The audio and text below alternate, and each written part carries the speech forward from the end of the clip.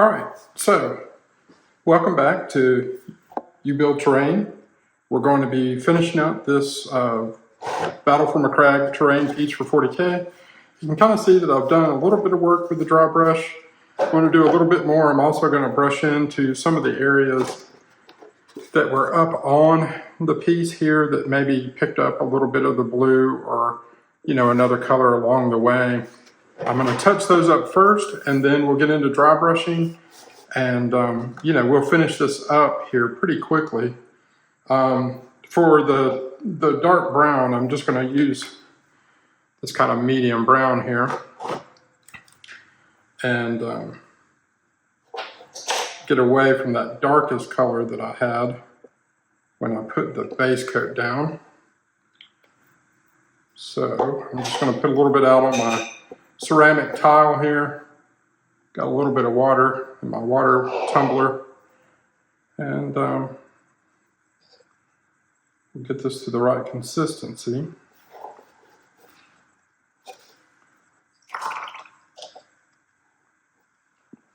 Okay, so I'll start with this piece here and just touch up any of these where the sand or whatever got up on the vehicle or a piece of terrain here.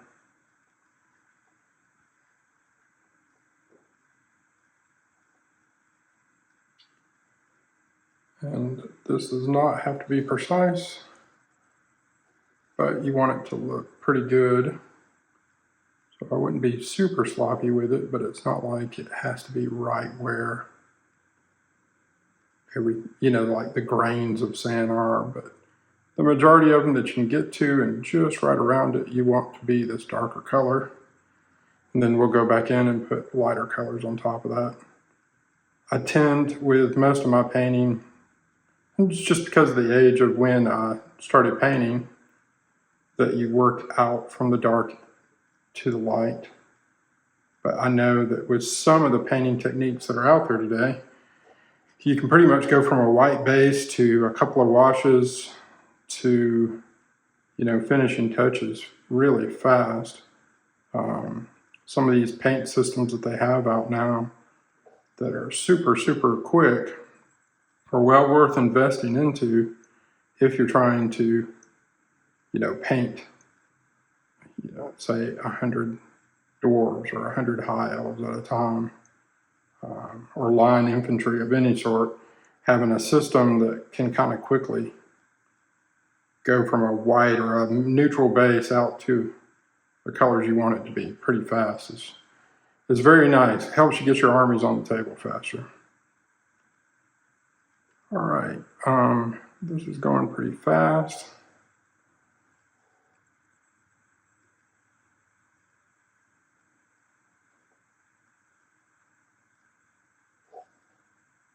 You just want this paint to be the right consistency.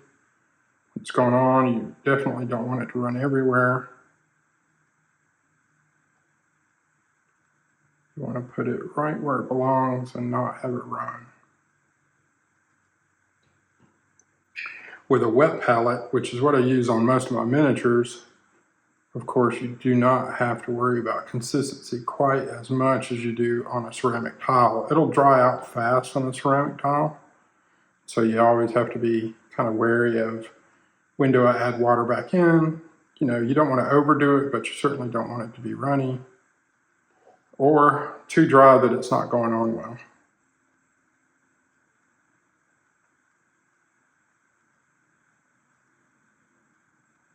So that's one of the complications with using a ceramic tile as your palette. But like I said, when you're working with terrain, it's just quicker to use than a wet palette. I always feel like with my wet palette, the setup time and like prepping the paint to be the right consistency seems to take longer, but then your painting's faster. And if you get interruptions or, where you're moving from one little thing to the next, the wet palette is excellent for that, just because it's very forgiving with time, where it's not going to dry out as fast, and you're going to be able to take longer with your working progress on the paint than having to worry about what the consistency of the paint is. Whereas with this palette, the ceramic palette over here, the piece of tile, the consistency of the paint will dry quickly. And so that's the drawback. The positive of it is, like I said, it's easy, very easy to clean. Just warm water, a little bit of soap, not hot water really, but warm water will clean it right up. But you're always having a fight with, like I said, the consistency of the paint.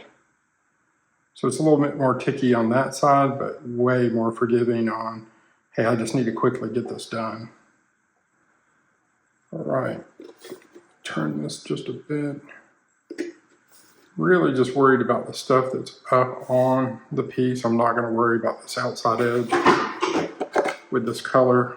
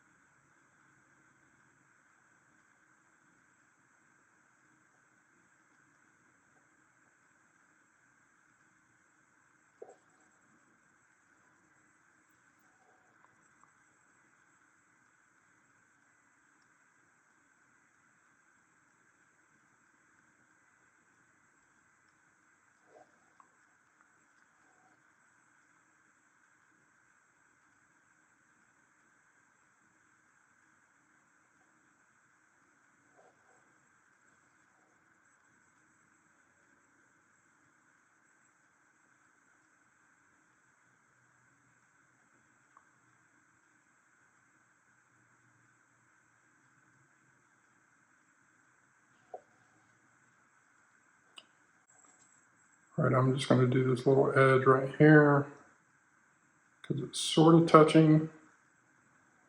I said I don't want to really get too down into this with the color at all.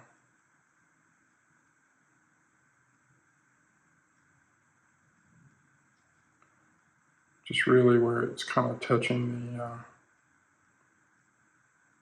the metal or the fuselage of the plane kind of thing.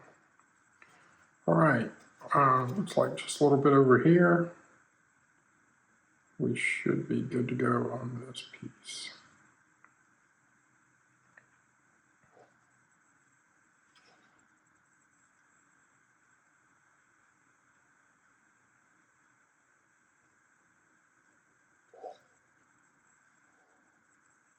You can just see where that kind of, the blue and some of the other colors have kind of bled over into the rocks. That's what I'm trying to defeat with this brown.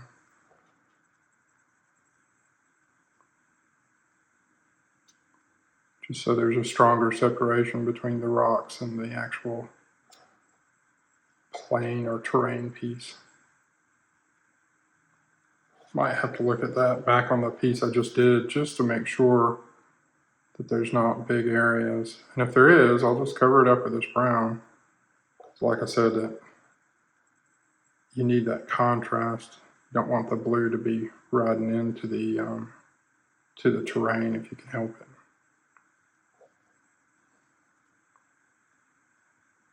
Or bleeding over into the terrain.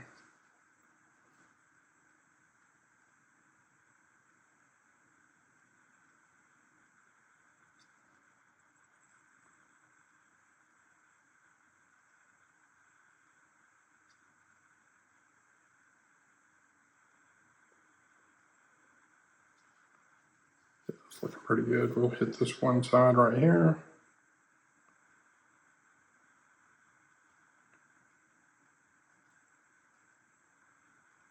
All right. Let me look back into this one just because, like I said, I don't want that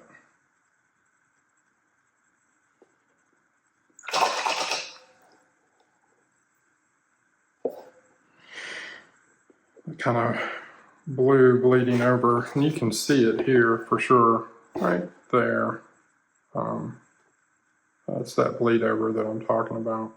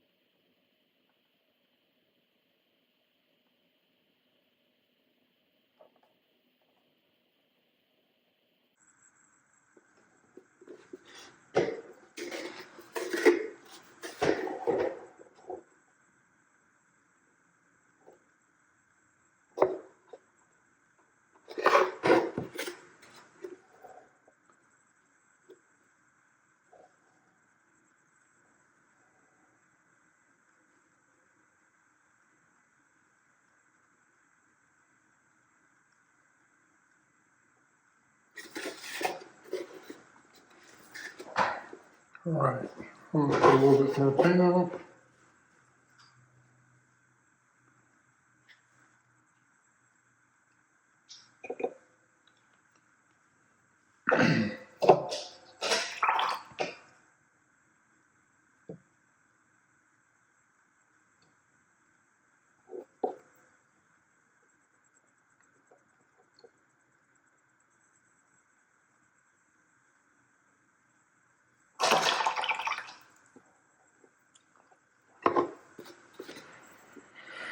Okay, moving right along here.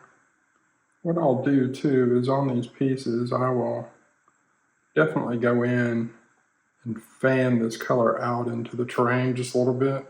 That'll help give it a more consistent nature so it doesn't look like I've just edged, the miniature itself.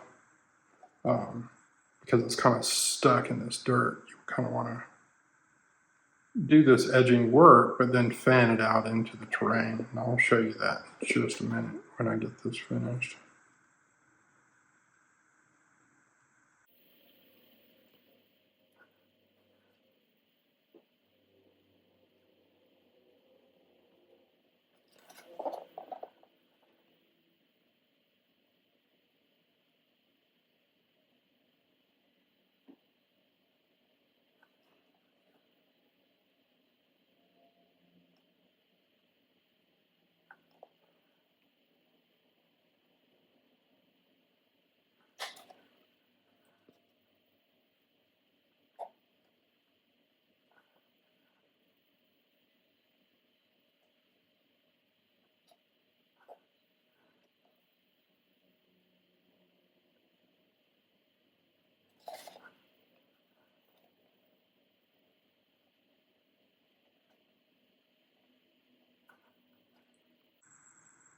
course, the most important thing you can do here is not have to work back into the miniature itself with any touch-up. Best you can do without getting that involved. Because then you're touching up the touch-up, you know.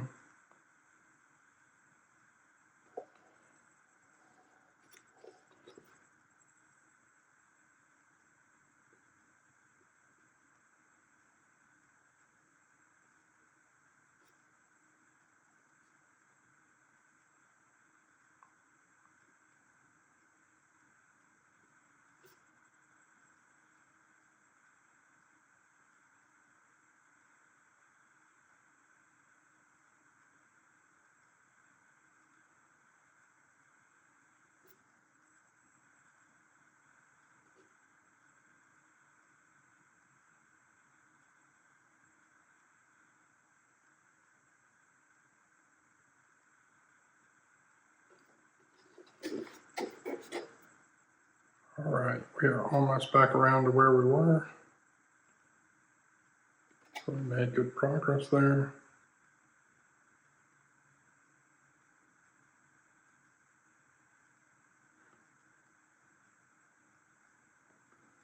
All right, that's much better. Much better. So let's keep working right along those lines. Finishing out this piece now.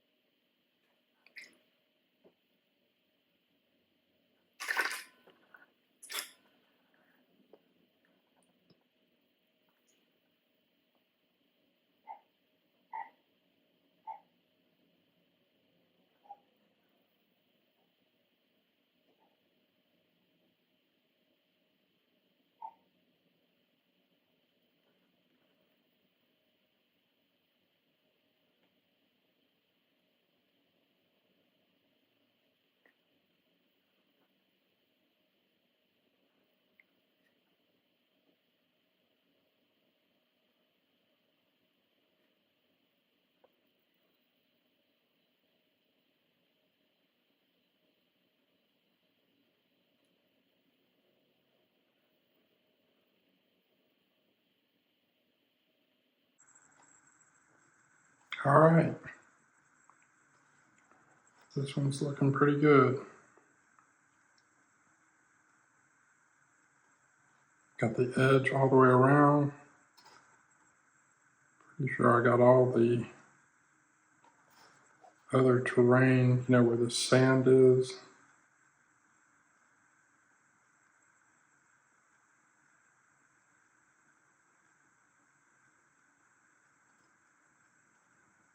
That looks pretty good.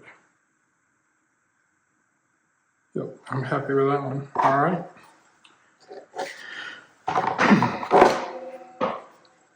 Set that one to the side. We'll get going on this one.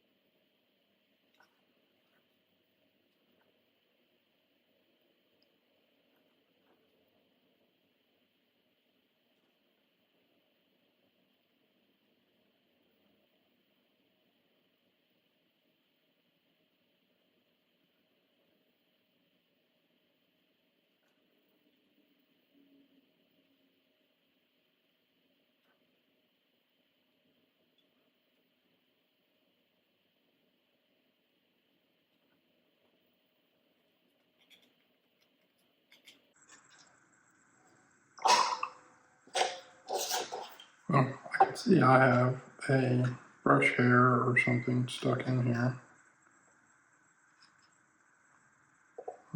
There we go. It's probably one of my hairs for all I know.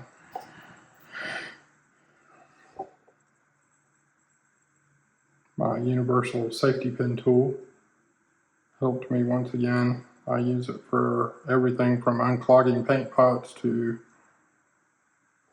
removing hairs from terrain.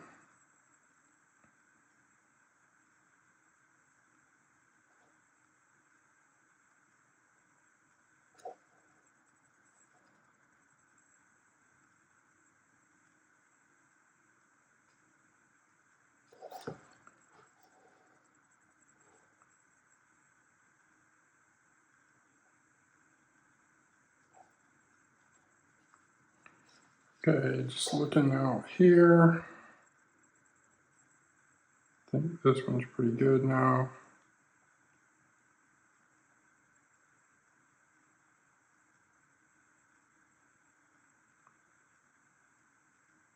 I don't really see anything else. Okay, so one last piece here, and we will be complete.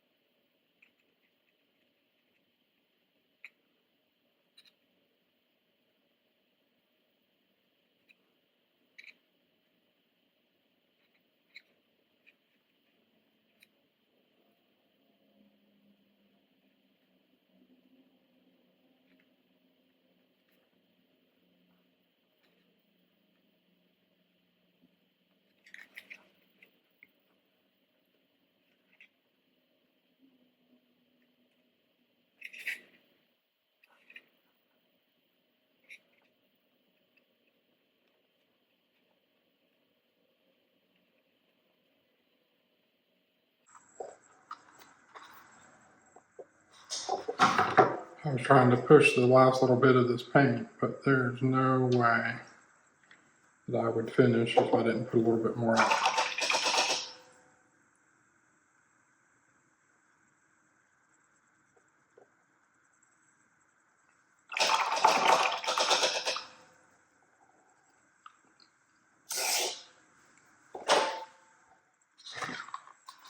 I can see another hair here, a brush.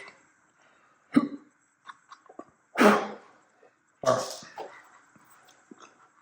See if we can't. God, there's another one. All right. Probably said all right 15 times.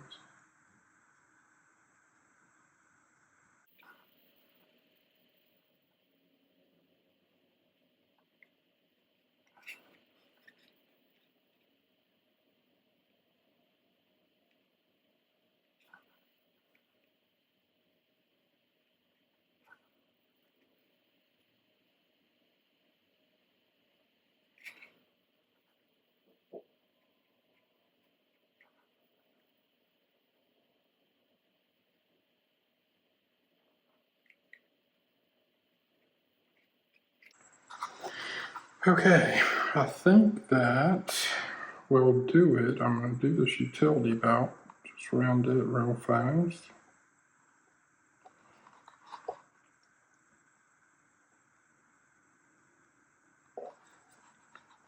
And then we will go into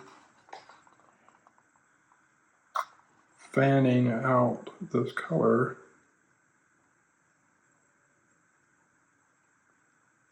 across the miniature. There you go. Okay, so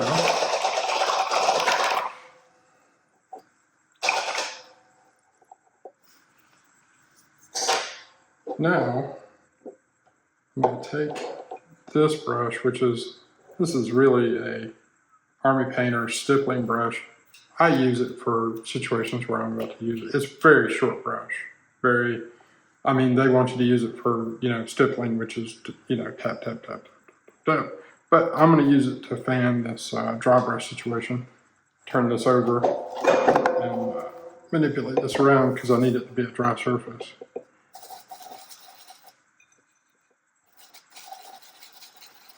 All right. So what I would do, and I'm going to go back to one that's maybe a little drier than that one that we're just working on, but I'm just going to extend this out just a little bit from the edge.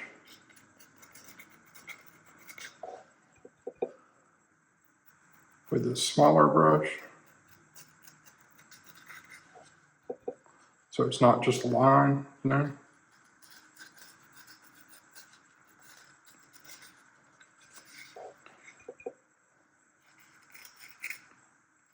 already kind of see that right there could have been a little thicker.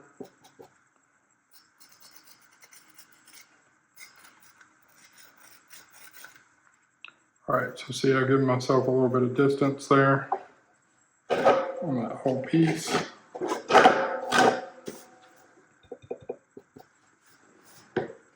Do the same thing here.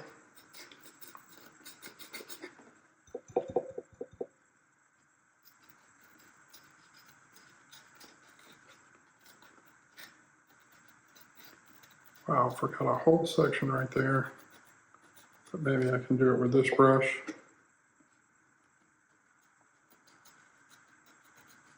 Yeah, that worked out okay.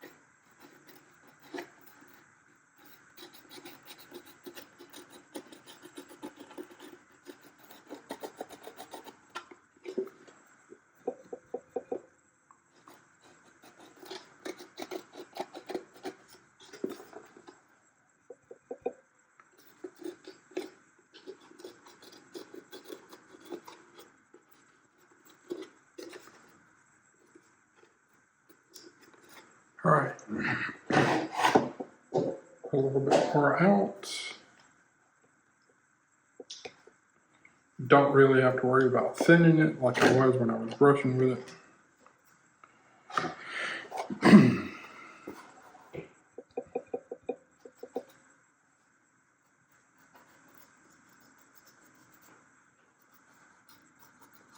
Just trying to give myself a buffer here because I'm going to be using this large draw brush in just a second. And I won't be able to get close to the miniature without getting back into the miniature itself, and I really don't want to do that if I can help it.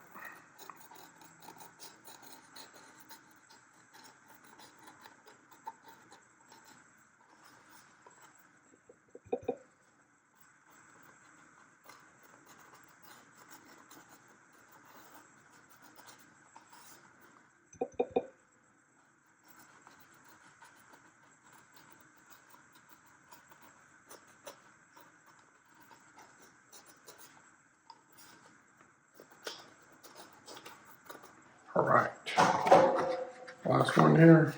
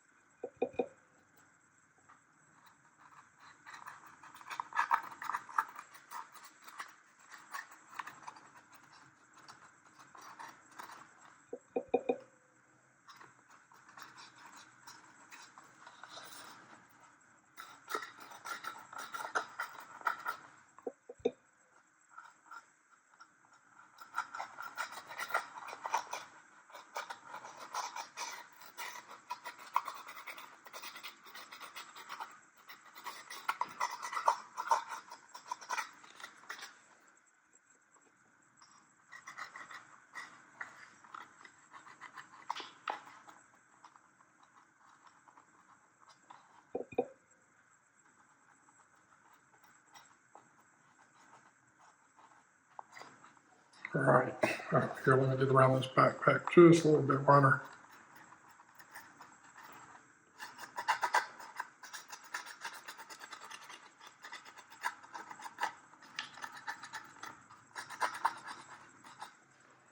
Okay, there we go. I'm gonna rinse this brush out a little bit, even though I want it to be a dry brush. In the future, I've got to get that color out of it if I can help it. All right, so now what I'm going to do is I'll switch paper towels.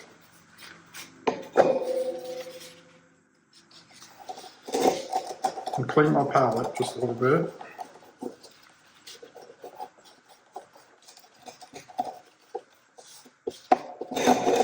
Okay. And because that was thinned out paint, I just didn't want it to be mixed in. All right, now I'm going to start using this big dry brush, and it's just, you know, an old Games Workshop tank brush that I've abused into being, you know, a dry brush. And, you know, as if you've ever dry brushed before, you just really need to work with the paper towel so that almost nothing's coming off. And then you're going to go back in and kind of work. But you don't, with this situation, you really don't want to get into, you know, the painted stuff at all. But I do want to spread this color out just a little bit.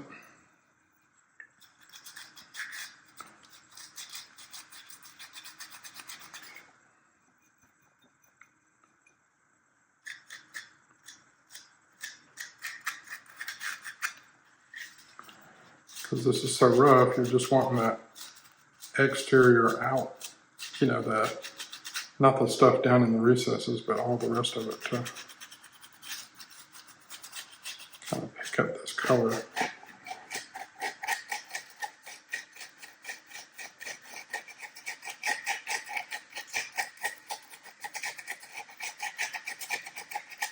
Alright, so see, that looks pretty good.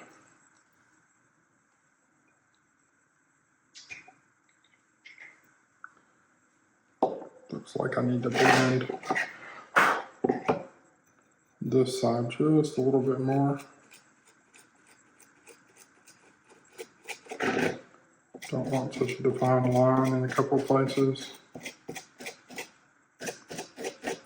But you'll see later that we're really going to do things to make all that stuff go away. But that's what I want it to look like. This one I don't have to worry about too much because we've already worked into it a little bit. And granted, this color that we're putting on a little bit heavier. So this is really not the best of dry brushing because we're kind of trying to spread this color around so it looks like that.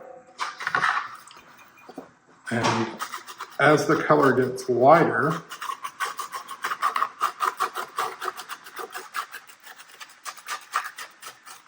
we'll have to have less and less of it on the brush for sure.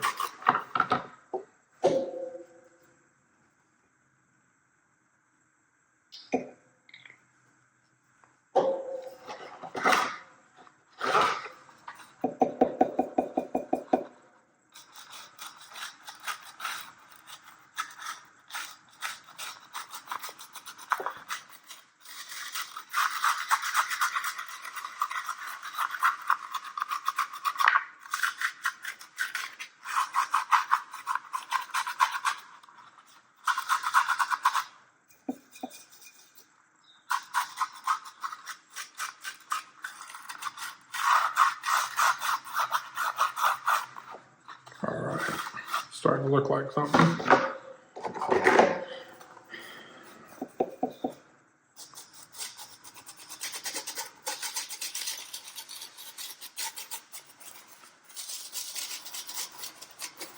As you can tell, you can't always do it, but if you can, try to do circles. It really helps this technique look right.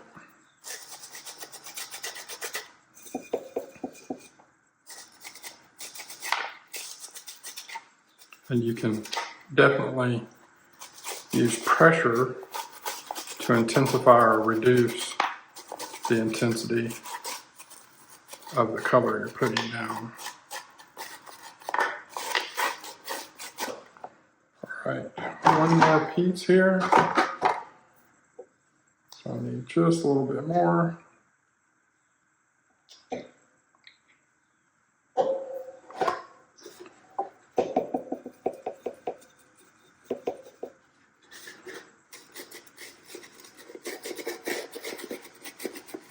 By pressure, I mean the pressure you're pushing down with the brush.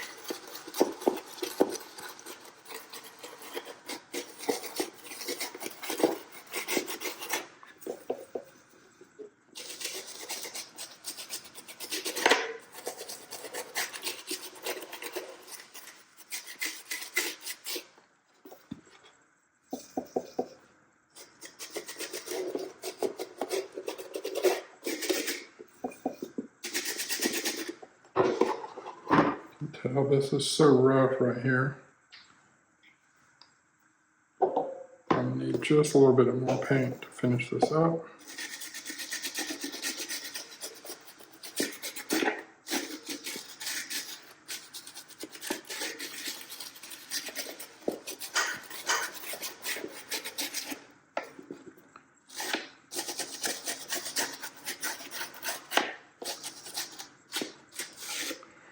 The only bad thing about working from the dark to the light with a terrain like this is that it always seems like it's just muddy mess till you get done, and then you're like, oh, I totally see that now.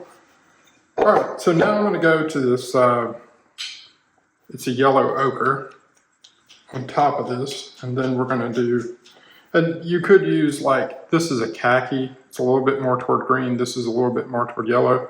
I definitely want to stick toward the yellow with this particular piece. And I have to put a lot less of this than I did the other. I'm going to go back to the small piece to start with to kind of show you the difference. Is We'll work into that.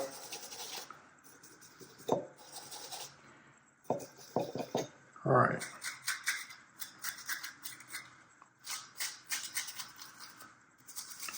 This piece is so small, it's not going to take much of it. All right, so you can kind of see that yellow start to pop out.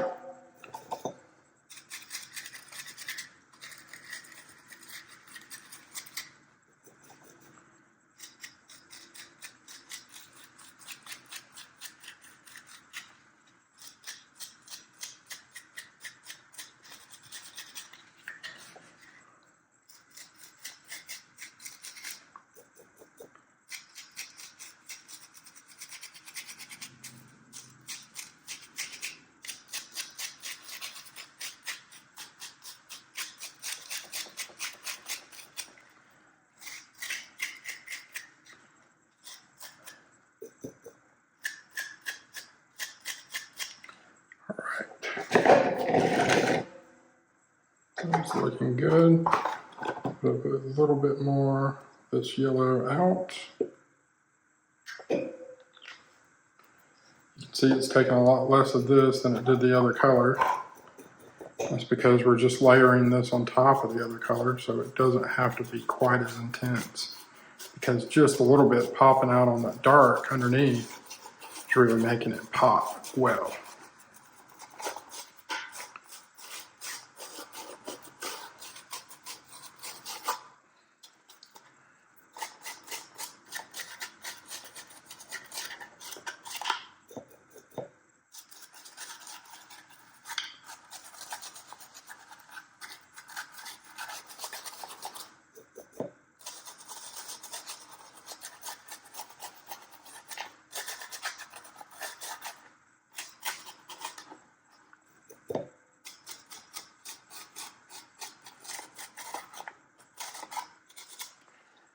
Right. I'll work into this one.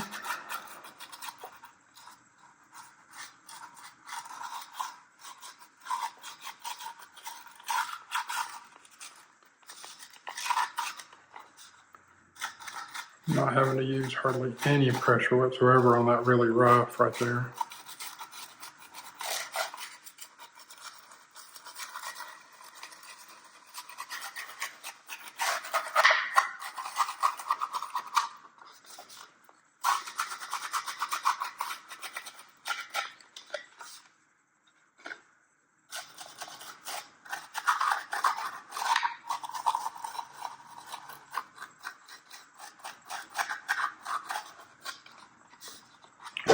That one's looking pretty good. I'm going to have to do some work down here with that stippling brush and right around that.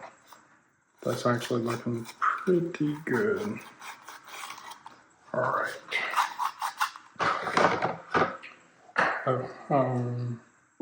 Just a little bit more. Do this last piece. And then we'll go back in with that stippling brush.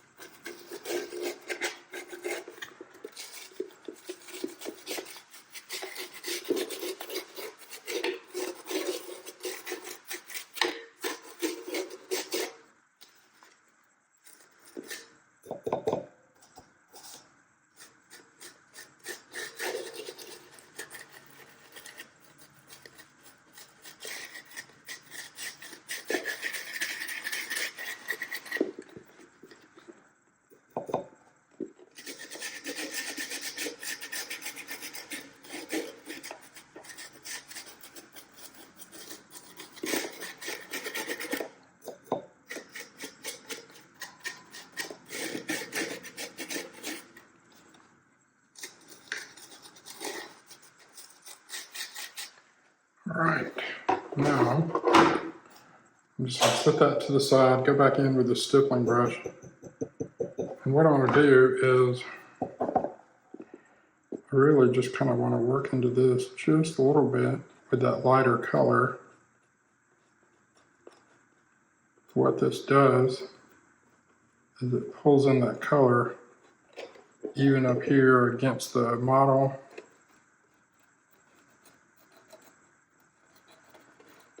And up here on the sand dirt that's up on the miniature itself.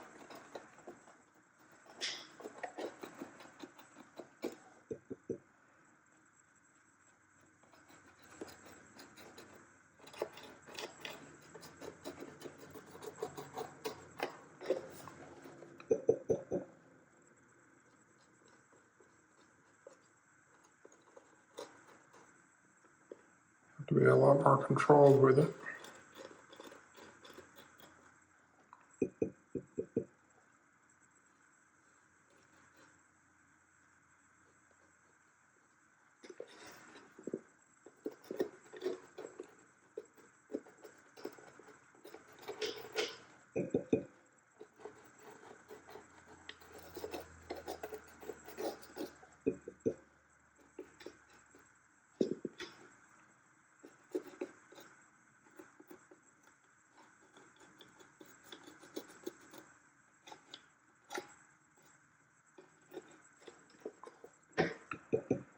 All right, that's looking pretty good. You get this section right here.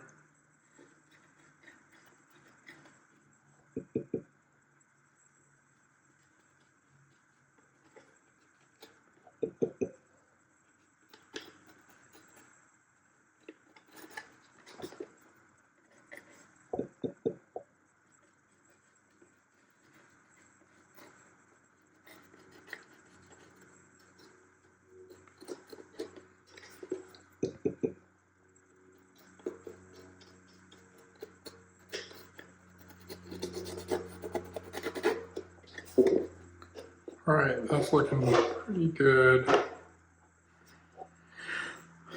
Let me just work back into these couple other pieces with, you know, the sand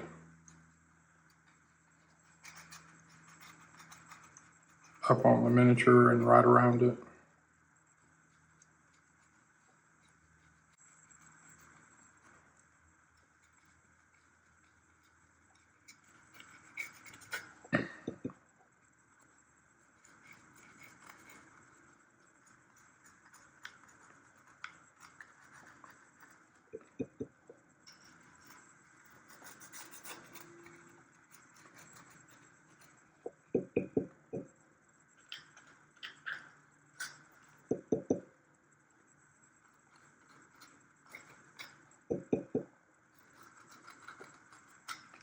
All right.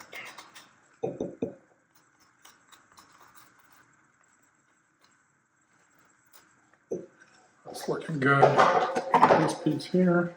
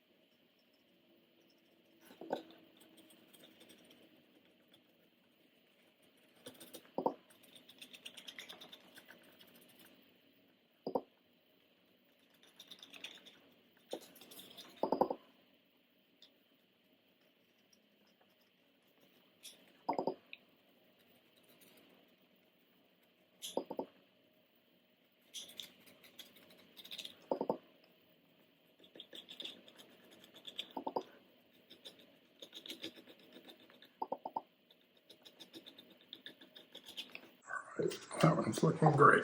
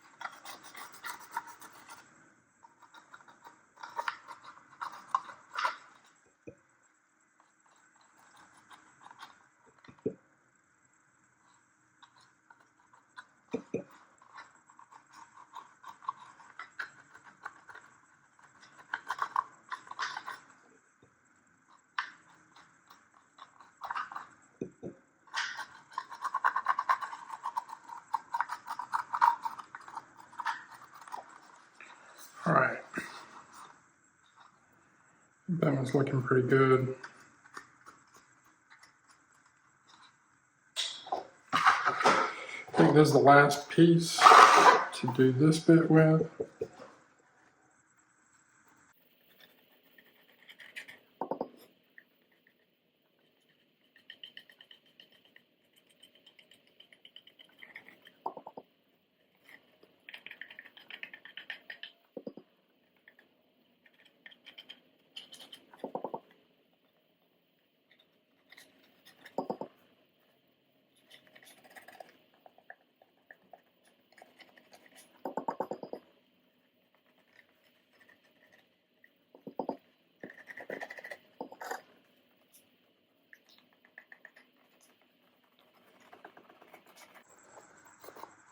All right. So, the coup d'etat is white. This is just a white linen. I think it's the best thing to go on top. And this one, I'm really going to concentrate on. I'm going to have to get my brush to the right place with the color. But this one is going to go on very, very light. And not with a lot of pressure at all, because we don't want it to overwhelm. Still coming out just a little yellow. I know it seems like I'm loading this brush up a lot, but this is what it takes when you're blending from one color to the next. You want to get the right consistency of color, and I'll show you why. It's because this takes nothing at all to just kind of, and I mean, I'm being so light with this. I'm not having to use very much pressure at all. And I don't want to overdo it with it because I don't want it to overpower. But you can see what it does when I put that white on, is it just pops it that last little bit we need. And I can get it up on the model just a little bit, and it really doesn't affect the way the model's going to look.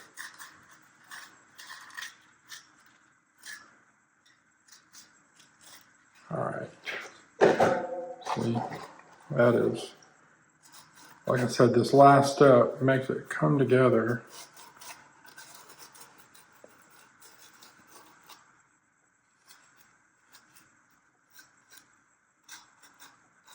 Really pop out everything that we've been doing all that work for.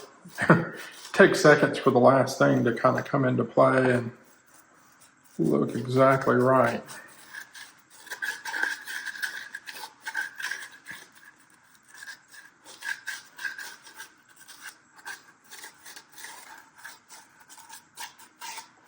But that looks brilliant. I'm going to put just a little bit more out to do these last two pieces. Like I said, this is the least amount of pressure and paint out of all the stuff that I've been doing, that we're doing right here. Just doesn't take a lot for it to pop that little bit that you need on that top piece to make it look just right.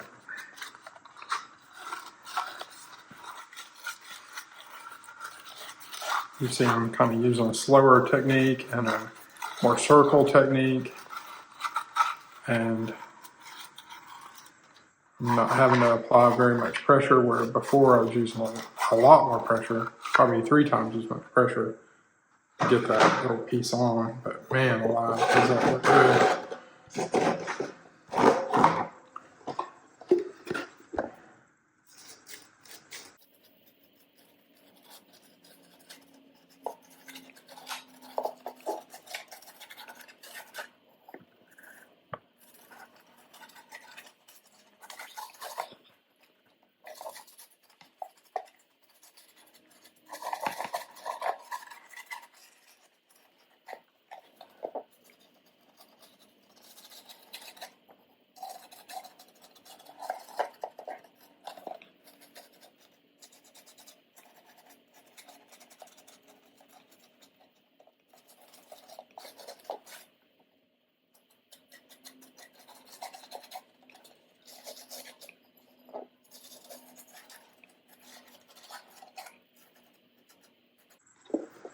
All right.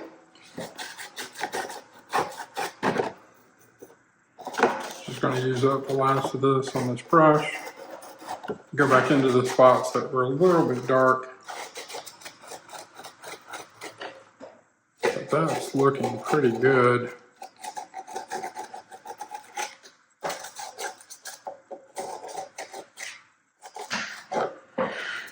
Alright, so I'm just going to kind of hold those up for you to kind of take a look at.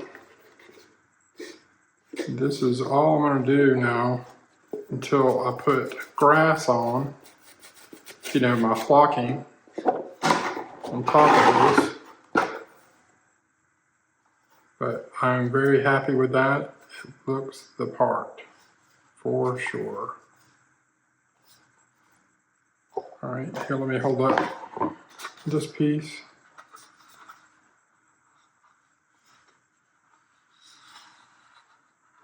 So I did put just a little bit of weathering on this nose. So I'm going to definitely do the white a little bit more on that piece because it makes it look like, you know, crashed into the dirt. Stuff skewed everywhere. Alright, so there you go. I've got all my pieces done. And the next video we'll do flocking on this, which will take very little time, and then we'll do our top coat. Alright, talk to you soon.